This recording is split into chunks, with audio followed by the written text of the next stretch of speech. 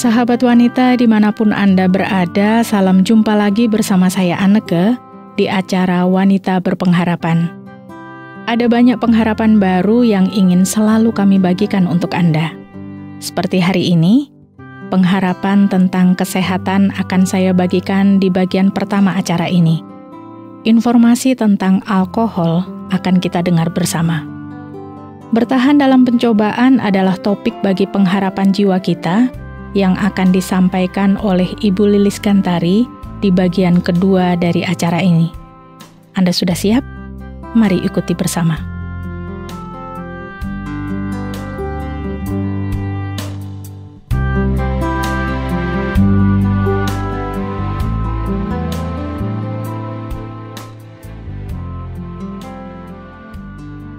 Sahabat wanita, Ibu Ria mulai memperhatikan dirinya, dan dia merasa ada yang tidak beres.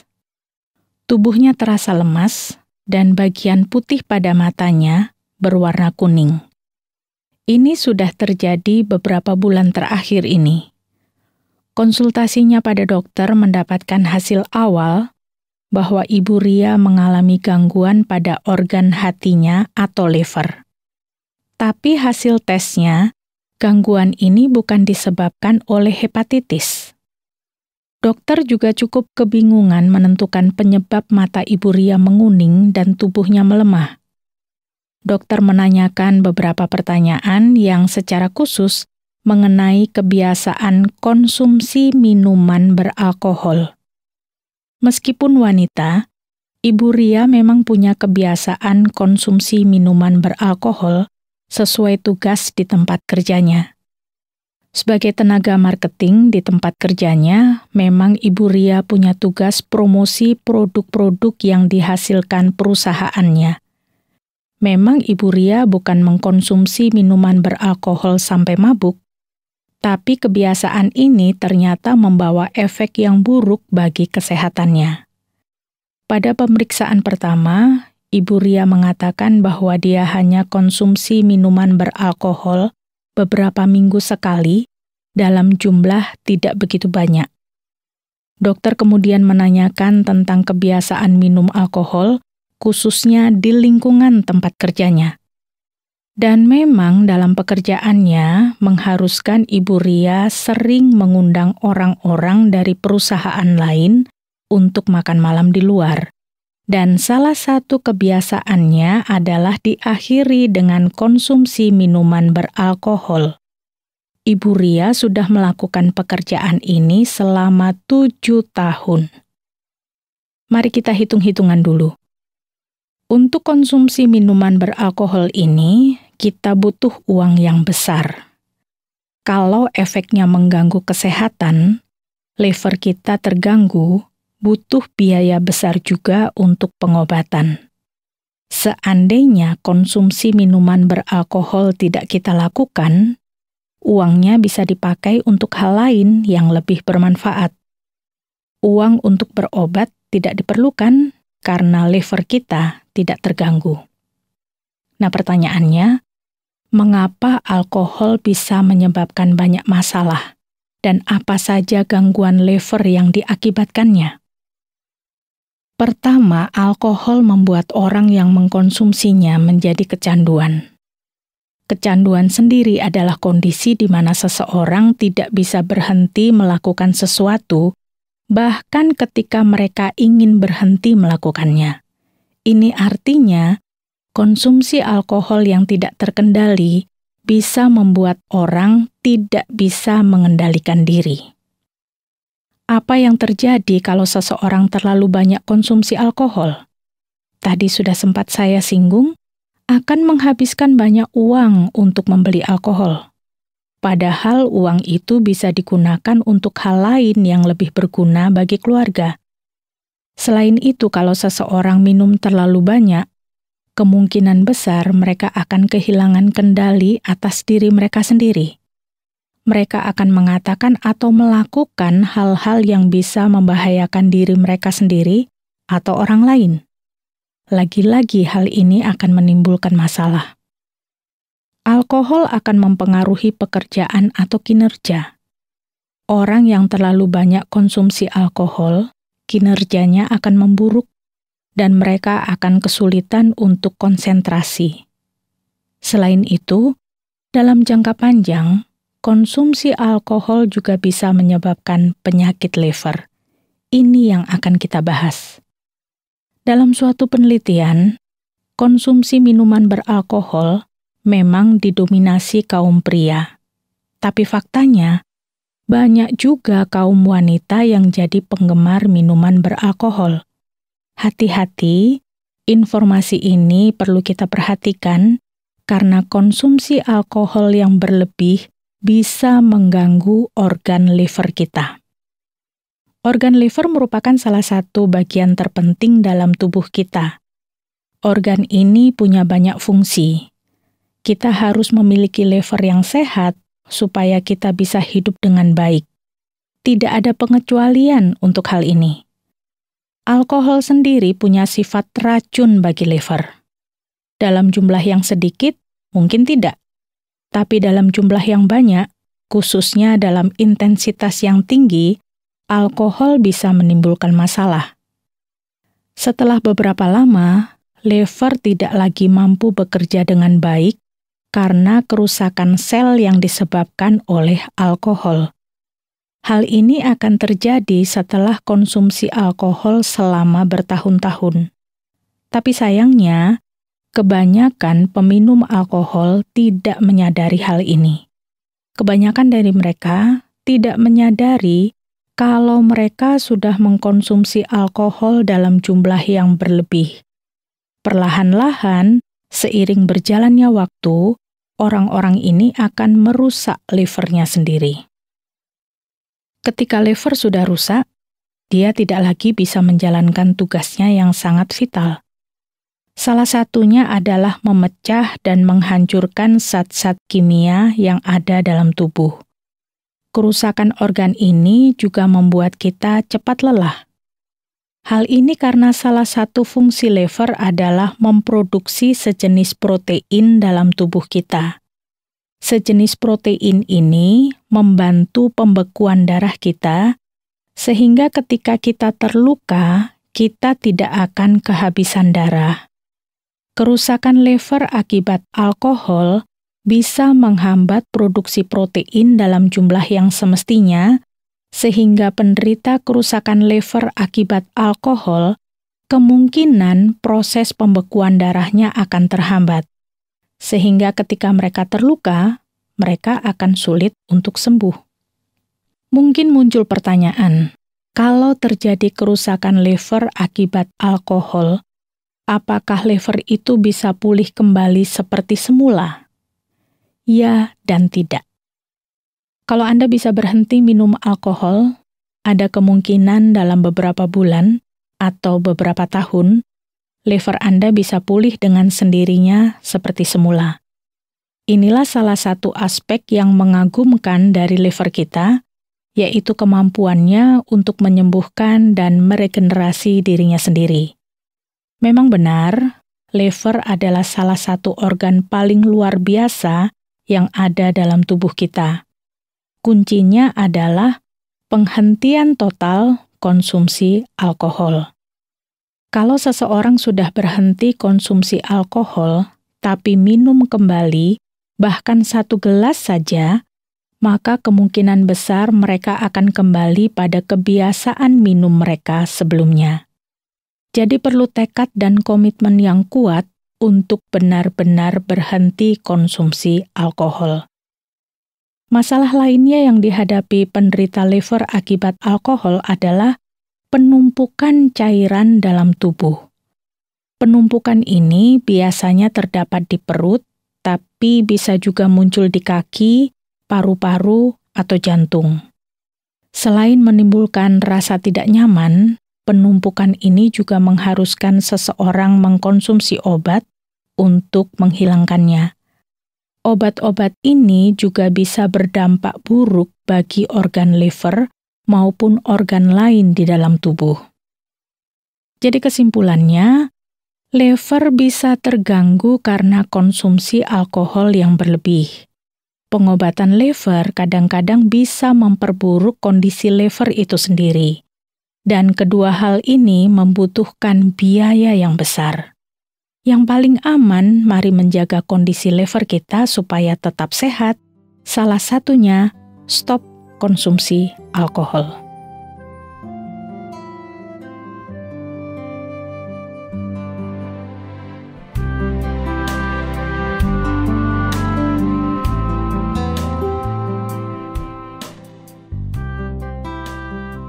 Sahabat wanita, informasi tentang alkohol dan akibatnya pada liver sudah kita dengar bersama. Semoga sebagai wanita kita tidak jadi pecandu minuman beralkohol dan kita bisa menjadi pemerhati dan penjaga anggota keluarga kita supaya semua terbebas dari minuman beralkohol. Sesaat lagi jiwa kita akan disegarkan dengan pelajaran penting untuk bertahan dalam pencobaan, dan Ibu Lilis Gantari akan siap berbagi untuk Anda. Sesudah sebuah lagu berikut ini, mari kita dengar bersama.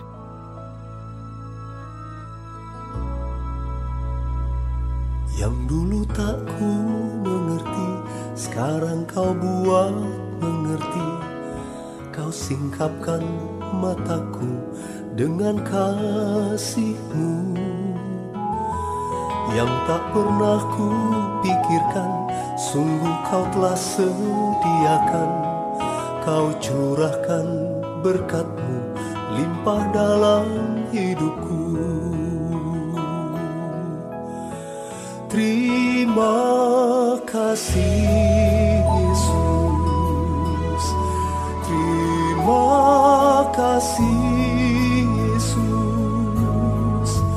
Ku beri syukur hanya bagi-Mu, ya Allahku, ya Tuhanku. Terima kasih Yesus, terima kasih Yesus. Ku beri syukur hanya bagi-Mu. Terima kasih Yesus.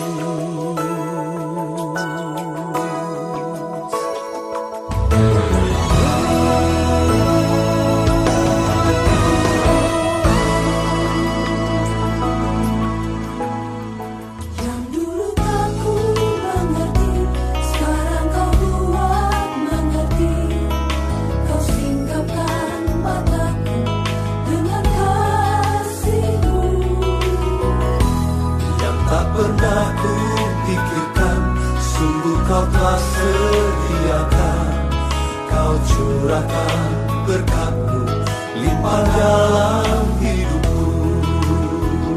Terima kasih Yesus, terima kasih Yesus, terima kasih Yesus. Ku beri syukur hanya bagi-Mu, ya Allahku, ya Tuhanku. Terima kasih Yesus, terima kasih Yesus. Ku beri syukur hanya bagi-Mu. Terima kasih Yesus.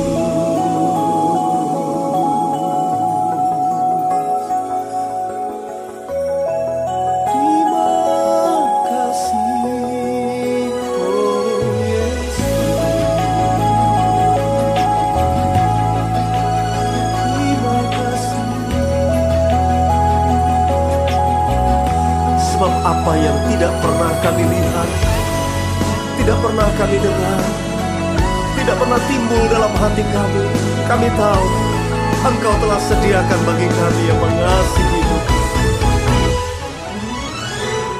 Terima kasih Yesus, terima kasih Yesus. Ku beri syukur hanya bagi-Mu, Ya Allahku, ya Tuhanku, terima kasih Yesus, terima kasih Yesus. Ku beri syukur hanya bagimu. Terima kasih Yesus. Ku beri syukur hanya bagimu Yesus.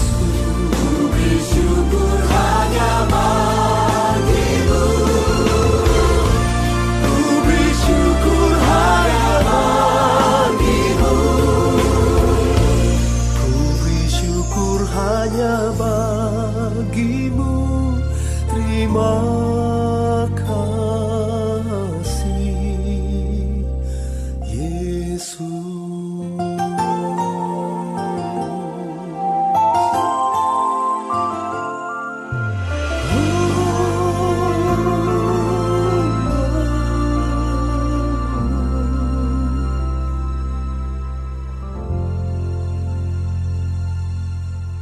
Sahabat, banyak orang sering mengeluh cobaan hidup ini silih berganti, datang dan pergi.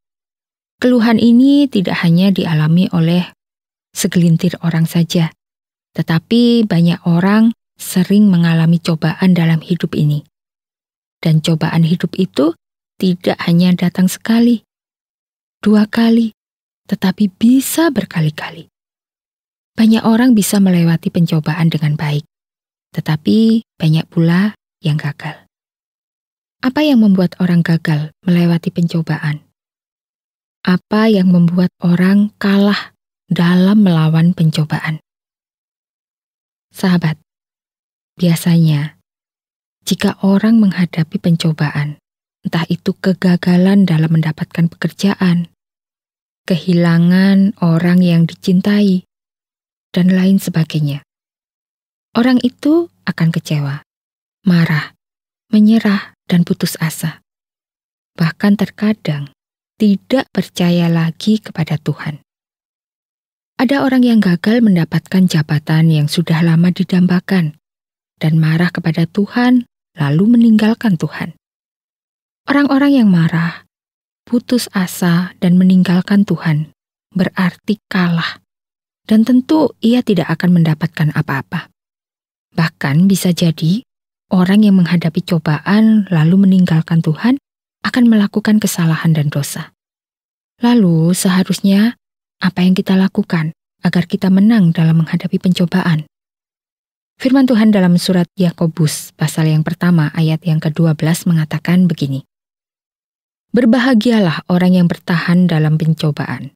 Sebab apabila ia sudah tahan uji, ia akan menerima mahkota kehidupan yang dijanjikan Allah kepada barang siapa yang mengasihi Dia. Firman Tuhan yang baru saja kita dengar meminta kita untuk bertahan dalam pencobaan.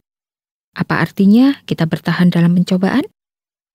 Bertahan dalam pencobaan itu artinya tetap beriman kepada Tuhan, tetap percaya kepada Tuhan, dan tetap berharap kepada kuasa Tuhan. Dengan tetap beriman dan mengasihi Tuhan, maka dalam menghadapi pencobaan, ia tidak akan putus asa, tidak akan marah, dan tidak akan menyerah kepada keadaan. Orang yang beriman kepada Tuhan, bila menghadapi pencobaan, ia akan berdoa kepada Tuhan yang sanggup menyelesaikan setiap masalah hidup manusia. Doa menguatkan kita melawan pencobaan. Firman Tuhan dalam Markus 14 ayat 38 mengatakan, berjaga-jagalah dan berdoalah, supaya kamu jangan jatuh ke dalam pencobaan. Roh memang penurut, tetapi daging lemah. Doa membuat kita ulet, kuat, dan sabar, serta membuat kita berharap kepada Tuhan saja. Namun, bila kita tidak berdoa, maka kita tidak akan mendapatkan kekuatan. Keinginan berdoa itu ada bila kita percaya dan beriman kepada Tuhan Yesus. Kita akan selalu bertahan dalam pencobaan bila iman dan kasih kita besar kepada Tuhan. Dan bila kita tahan dalam pencobaan, maka kita akan tahan uji. Dan hasil dari bertahan dalam pencobaan adalah kebahagiaan hidup. Dan bila kita sudah tahan uji, maka kita akan memperoleh mahkota kehidupan. Sahabat, ada satu kisah seorang ayah yang memiliki 2 anak gadis yang sudah remaja. Suatu hari sang ayah diberhentikan dari pekerjaannya, dengan kata lain di PHK. Sebulan setelah diberhentikan dari pekerjaannya, ia mulai panik karena uang sudah menipis dan istrinya tidak bisa membantu untuk mendapatkan uang. Rasa panik yang bertambah besar itu timbullah di pikiran ayah itu untuk menjual anak gadisnya kepada seorang agen perdagangan manusia. Anak gadisnya tidak bisa membantah, lalu dijuallah 1 dari 2 anak gadisnya. Ayah itu mendapatkan uang yang cukup banyak, tetapi uang itu lama-lama juga akan habis untuk makan dan minum. Timbullah lagi pikiran yang jahat. Ia ingin menjual 1 lagi anak gadisnya untuk mendapatkan uang. Tetapi sayang, tindakannya itu diketahui oleh oknum polisi. Lalu ditangkaplah ia dan dijebloskan ke dalam penjara. Di dalam penjara dia sangat menyesal telah menjual kedua anak gadisnya. Ayah itu tidak berhenti menyesal dan setiap hari menangis meratapi nasibnya. Sahabat, seorang ayah yang saya ceritakan tadi sedang mengalami pencobaan dengan hilangnya pekerjaan.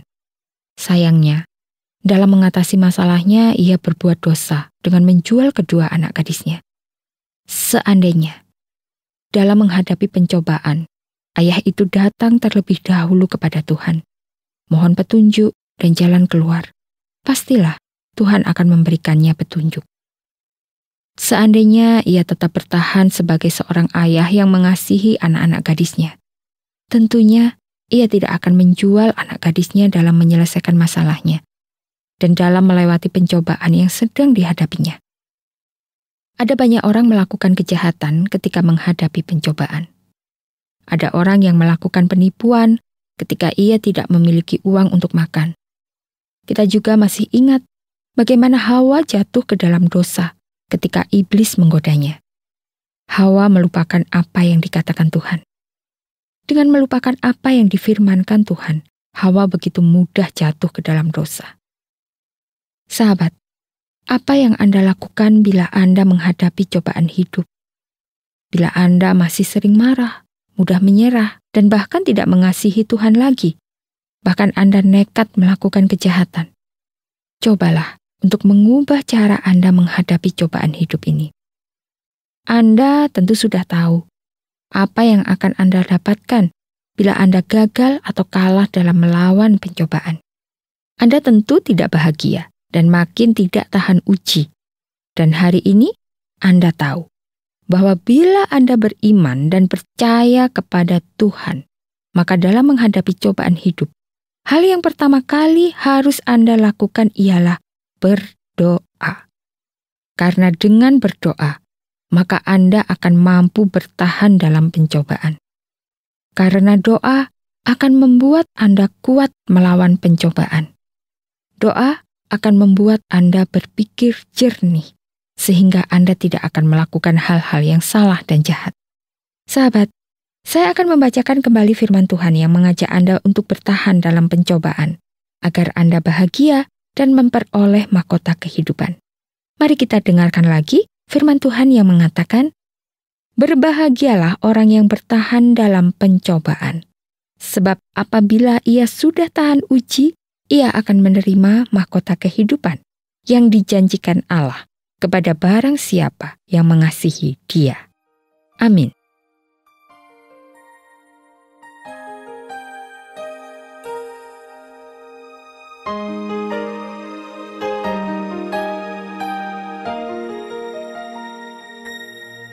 Tuhanku, ya Allahku, Engkau perlindunganku.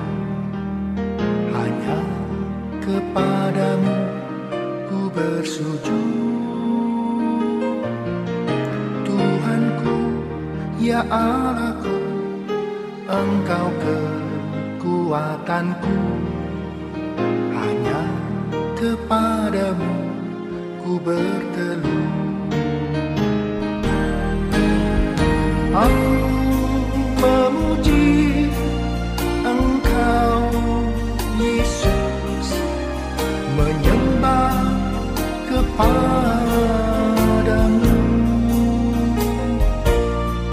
Tuhanku, ya Allahku, Engkau batu karangku, hanya kepadamu ku bersujud.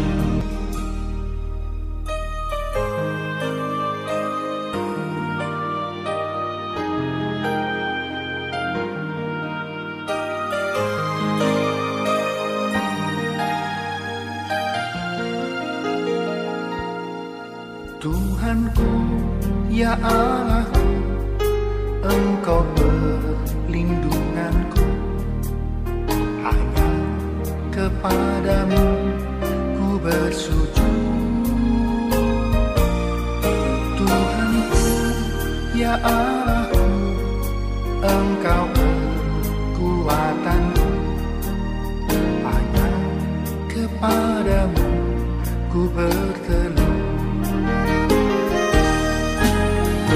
Aku memuji Engkau Yesus, menyembah kepadamu.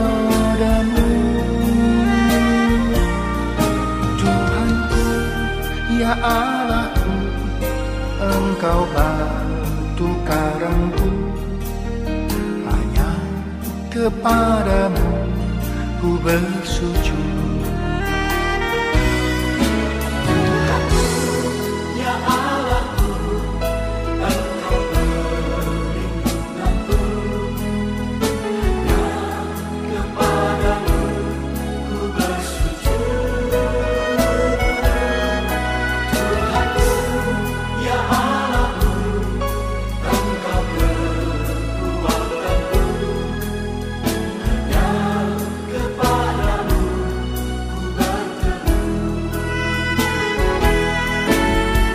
Aku memuji Engkau Yesus, menyembah kepadamu. Tuhanku, ya Allahku, Engkau batu karangku, hanya kepadamu ku bersujud.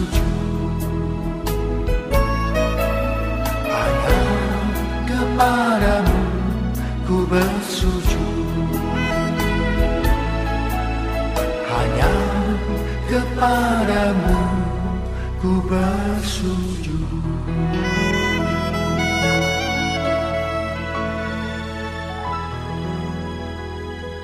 Sahabat wanita, acara Wanita Berpengharapan berakhir untuk saat ini. Semoga semua informasinya benar-benar bermanfaat untuk Anda dan keluarga. Jangan lupa, Wanita Berpengharapan akan hadir lagi di kesempatan yang akan datang di waktu yang sama.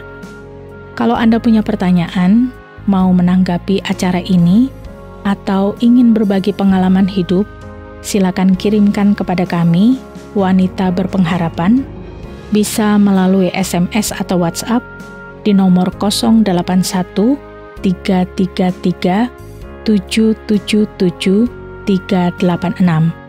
Sekali lagi di nomor 081 333 777 386. Saya Aneke mohon diri, sampai jumpa.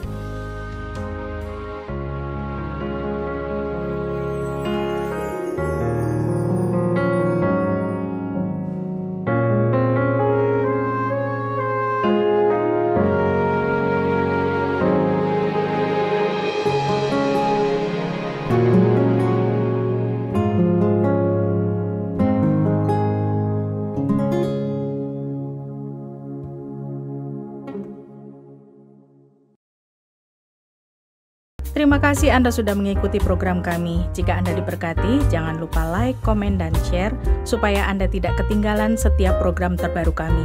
Jangan lupa juga untuk subscribe channelnya dan nyalakan loncengnya. Jika Anda ingin mendukung pelayanan kami, bisa melalui rekening kami berikut ini, atau menghubungi kami di sini.